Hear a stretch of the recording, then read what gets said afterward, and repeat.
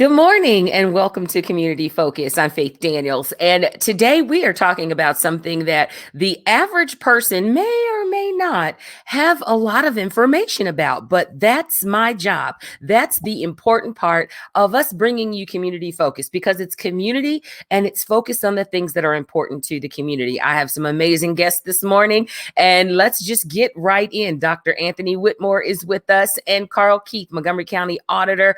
Gentlemen, welcome. Thank you so much for joining me. It is my pleasure to have both of you.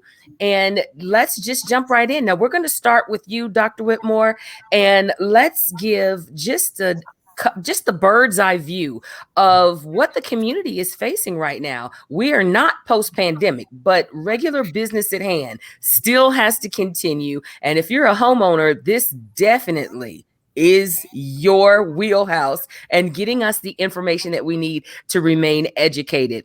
We received envelopes last year about the value of our homes from Karl Keith. Some people didn't even open those envelopes because they weren't sure what that information was all about. Talk to us. Tell us what we need to be focused on and why we're talking today. Well, thank you, Faith, for allowing us to be here. And what I am not going to do is cover anything that our wonderful Montgomery County auditors is about to do. But I will give that context of why it's so important, in particular for the West Side community. As you know, the pandemic has brought to our forefront a lot of issues beyond just economics. But for us today, it's crucial to talk about the American dream. And that dream, of course, is home ownership. And there was a time that that's how your worth was measured. I'm not so sure today that we're able, in fact, I am convinced, I should say, not sure, that it is more difficult today to own a home than when my parents, who were non-educated, hardworking people, up from the South came here. And so there are real challenges that are faced. We spoke a while back about home ownership for young people. This is about home ownership for everyone. And not only those who are from different aspects of their lives, but most important, that those individuals who put their greatest amount of their work and their dollars into a home. And also those who don't have an opportunity to acquire that home. And so we're very fortunate to have, I feel, certainly, if not the most professional, caring auditor with Karl Keith. He certainly is in that top across the country because he cares about all communities. But today, Absolutely. he's focusing on our community, the West Side. Well, Karl Keith, you have been introduced, and I just want to say thank you for letting me have the opportunity to share these few moments with you because you're a busy guy. Lots going on in Montgomery County. And Dr. Whitmore talked about the homeownership process, the things we didn't know, the things we're learning as we go. I'm buying a house in Montgomery County right now. So I know what everything this is all about. I get it. Let's talk about what your office is doing to not only evaluate the value of the homes and what the average uneducated, and I'm raising my hand right here, homeowner doesn't know, or the unengaged homeowner doesn't know about property values and what your office does and what we are getting people in motion to be proactive about today. Very good. Well, thank you so much for giving us this opportunity because this is important to us. It's important that the community be engaged in this effort. And it's a complex and a difficult effort that we go through on a periodic basis, and it's always difficult. So we appreciate the opportunity to be here. My office is mandated to do a countywide reappraisal, revaluation of property once every 6 years, and then midway through that 6-year cycle, we have to do an update based upon the market. So we're really updating property values for homeowners every 3 years. And the importance of this is these values are used to compute property taxes. And I know people don't like to talk about taxes. There's a book in my office that on the shelf over here that says the property tax, the worst tax in the history of the world. The worst tax is the title of the book. So I know people don't always want to talk about it, but then on the other hand, we know that this is a vital resource for our community to provide essential services, primarily public education, but also human services, library services, our Sinclair Community College. These are important services that are provided in our community, and without these resources, we wouldn't be able to have those services. So it's an important obligation that we all have, and so it's important to us that people be engaged in this process. The property tax is unique in that people, the funds all stay in the community. The funds that are raised from the property tax all stay here. None of it goes to Washington. None of it goes to Columbus. It all stays here in the community. The people who are raising those taxes, the people who put those levies on the ballot, are all elected officials that live here in the community. All the decision makers are here in the community. And then the tax itself is determined by the voters. So we all have a role to play, and this is another role that we have to play. And this is where we are in our process right now, is that we've sent notices out to people of homeowners back in January. We sent them written notice of what the new value for their property that has been set by the county. And it's difficult times. You're out in the market now. Absolutely. In a home, and you know what's going on out there. These are incredible times in terms of real estate values and how quickly homes are selling and the prices they're selling for. And so it even makes it more important for people to be engaged in this process and to understand that their taxes are generated by what's going on in the market, by what people are buying and selling homes for. That's what's generating these values, and that's what we have to pay attention to and what we have to monitor in order to determine what the value of the property should be. It's what we try to do is come up with an estimate of the market value of everyone's home. And, that doesn't, if everybody's home sold, we'd know that. That's right. Well, let's talk about that estimate. And let's say my home was what it was 2 years ago, or the last time the evaluation was 3 years ago. So now I've made improvements. Now, the block has made improvements. We've done some great things as a team. Not only that, I've replaced the gutters on my home. I have repaved my driveway. Not only does the curb appeal increase, that also increases the value of the home. Oh, then we finished the basement. We redid, there's a lot of things that people are doing in their homes that maybe they're not telling, or they're not making sure that your office knows about, because that increases the value of their home. And I know the importance of knowing the value of that property up front, because therein lies how much you can charge for your home. That's the good part. But how are you being taxed on what you've done and the improvements? How do they reach out and say, these are the things that I've done. Does this count? And what does it count towards? How do we acknowledge it, I think? Yeah. So, some things that you do to your home, like if you were adding a bathroom or maybe like you said, finishing a basement, there are some things you might do that would require you to get a building permit. And if you got that building permit, those things are shared with our office. And so we track those things when they come through. Excellent. But now that doesn't always happen, and people don't always get building permits. And so we don't always know what's going on the inside of the home. When we do these estimates, we're basing it upon what we can see from the outside. We're not permitted to go inside anyone's home unless we are invited. And people don't often invite us, but of course, but we do get a few invitations. So, but we're not invited. So all we can do is base our decision on what we can see from the outside, or what we have been given in terms of building permits and that type of thing. Now, but people are more than welcome, and we get this every cycle. But people will call us and say, "Well, I've done this, or I haven't done this." They can go on our website and they can see a description of their property. And they can see if we say they've got 2 baths and they only have 1, they need to correct that. They need to contact us and correct that. Those things like that are on our website. that describes the property and describes the amenities of the particular home. And if those things are incorrect, we want to fix that. So that's Absolutely. part of the process. But if people, again, when it's all said and done, if they disagree with the value that's been set, and keep in mind, our value is a value for taxing purposes. So it's different from an insurance value. And sometimes people will question us, well, the insurance company has my property valued at way more than you have it valued. And they should, because they're valued at replacement cost. So that should be the case.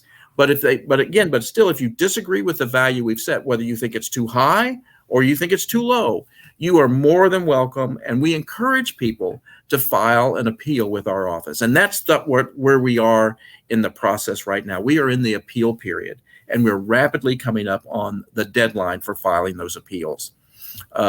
Again, this has been a very difficult year for us. We requested that the tax commissioner allow us not to do this update this year, that let us delay it a year because of the pandemic. We knew that it would be difficult to interact with people. Of course. Do. And so we really wanted to just take a breather. Let's take a year off. And regroup and give us an opportunity, not only as your office, but as the community, just really trying to find our sure footing in exactly what's going on. I mean, we've been in a tailspin for the last year. So in this process, in the appeal process, can you walk us through, my name is Faith, I have an appeal. What should I do from point A to getting to your office? How does that work? So you can contact our office, and you can go on our website, and our website is mc-bor.org,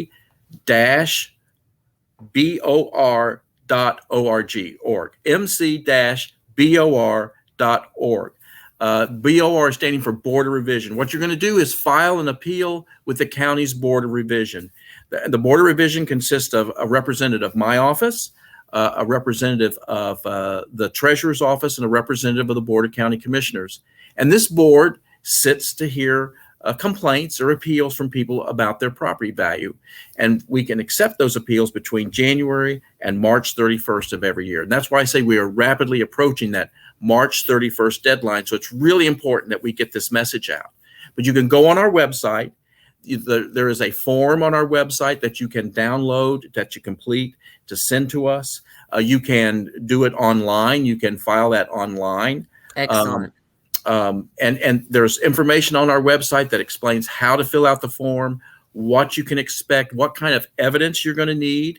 So, if you've got a recent sale, or if there are properties that have sold in your neighborhood that are similar to yours recently, those are the best forms of evidence to submit to us that you think the value is something different than what we've set. Once you file that form with us, we will set a hearing date for you to come in. We will notify you in ample time to give you time to prepare. And then last year, and what we're planning this year, is to have all of these hearings done virtually.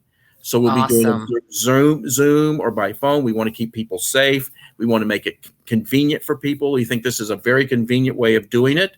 They don't have to come downtown and find a place to park. We can do it online or over the telephone, either way. But we'll set a date.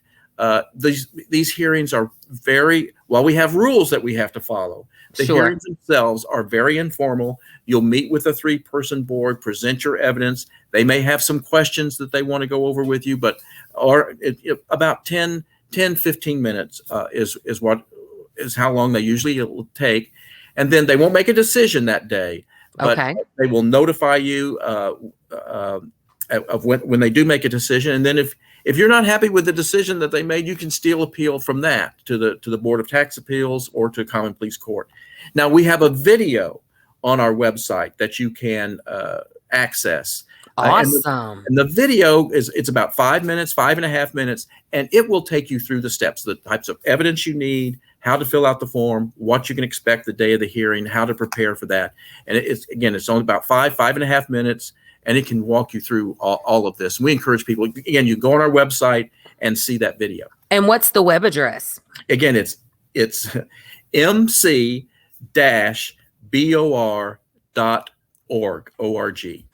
So Perfect. Perfect. nc-bor.org. Now, that's kind of a little bit difficult difficult to talk about, to describe. There you go. That's it. There you go. Thank you. Thank you. That's great. Absolutely. There you go. Absolutely. Let You me can ask you a also question call really us. quick. Let You me can ask you, also and we're call. going to get to the phone number, but let me Okay. ask you a question real quick. All right. Most people are thinking, and I want you to relieve a little pressure or a little stress or a little, I'm not doing that. Because if I tell them that the property value has increased, that means my taxes are going to increase on my property.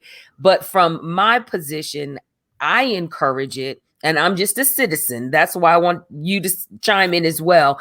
From my position, if you have put the work in and you've put the value in that property, pay the taxes on that property that are going to provide the services to keep that property safe, to keep that property kept up, and encourage the individuals around you to do the same thing. And again, the services that your property taxes pay for are extremely important to that amazing property that you have put your life savings into. You've raised your kids there, or you're starting over there. So why not pay the right amount so that your home can receive the right amount of services, community assistance, whatever it may be? That's just a citizen talking.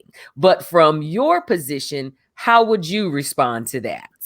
Well, that was a great response. To be quite honest with you, that was a great response. Again, we know that for most people, and Dr. Whitmore alluded to this too in his remarks. We know that for most people, the purchase of their home, the investment in a home, is the largest investment they'll ever make. That's right. And they want to see that investment improve. They want to see the value of that property go up. And one way to do that is to have vital public services available in your community. Good schools, good roads, good streets, good services, access to libraries and parks and things like that are what add value to people's property.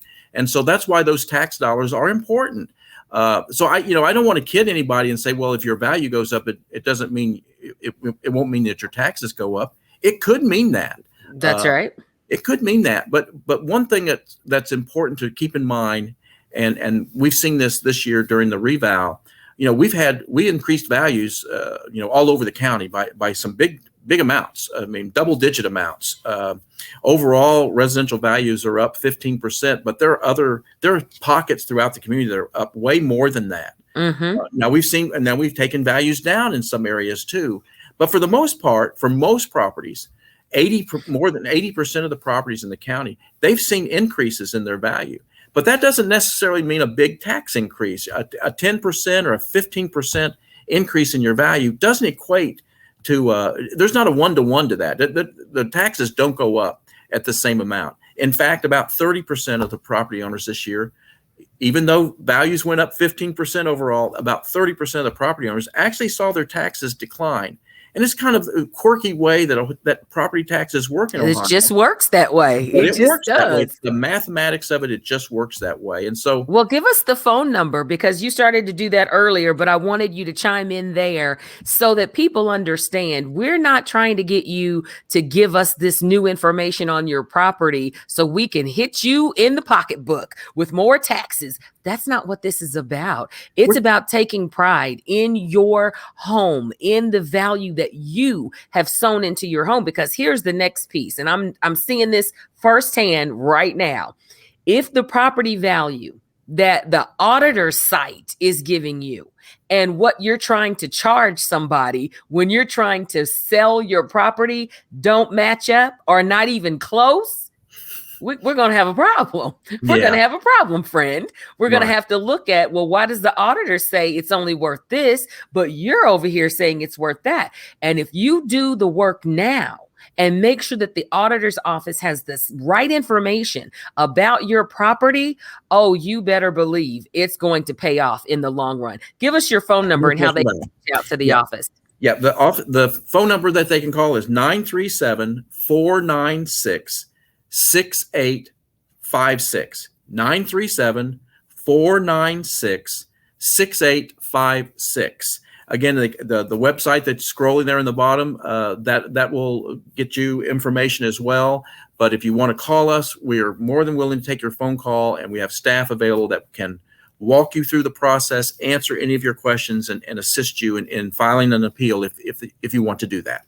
And this has been an amazing conversation. Dr. Whitmore, I want you to jump back in here really quick for us. If you spoke to the community right now and had an opportunity to engage them and get them to understand the information that they've received today is invaluable for the points that we've made. But if you could give them the once over of, you can't wait. We've got till March 31st to get this done. We need to move now. Our great auditor, he did not mention that he received that information, I believe, Karl, on December 31st. And so that really put your office against the wall to get all of that information, get it out to the community. I'd like to once again to reiterate the importance of our auditor focusing on the West Side, making sure that we have an opportunity to be engaged and to respond.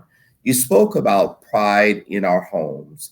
Obviously, that's always a conversation for us and getting the value that we feel as compared to other communities.